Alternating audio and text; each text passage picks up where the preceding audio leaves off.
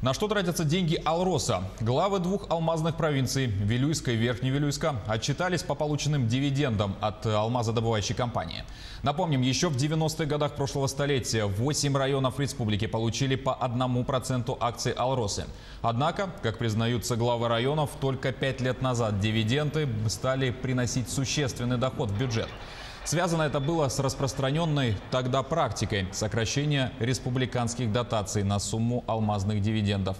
На сегодняшний день, в период с 2010 по 2019 годы, Вилюйск получил 2 миллиарда 616 миллионов рублей. Однако большая ее часть, 79%, приходится на 2017-2019 годы.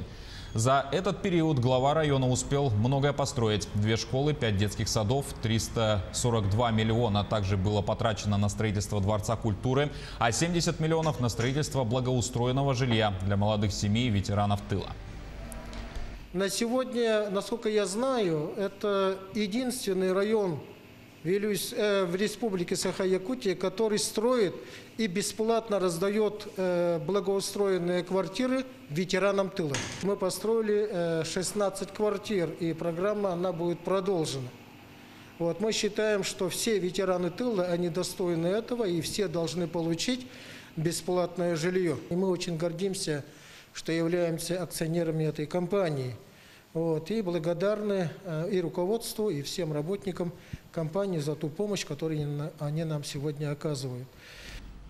В свою очередь, с 2015 года также Верхневилюйский район, как акционер компании, получил 1 миллиард 700 миллионов рублей, которые были использованы для благоустройства района и строительства. Всего в районе 21 населенный пункт, из них более половины построены постоянные участники программы «Моя Якутия. 21 век», которая также финансируется за счет дивидендов Алроса. Благодаря доходам от акций было также заасфальтировано 30 километров улиц Верхневилюйска и села Андреевское. Отчет глав, владеющих акциями Алроса, позволяет населению быть информированным о том, как расходуются дивиденды алмазодобывающей компании, чьи 33% принадлежат республике, из которых 8% алмазной провинции.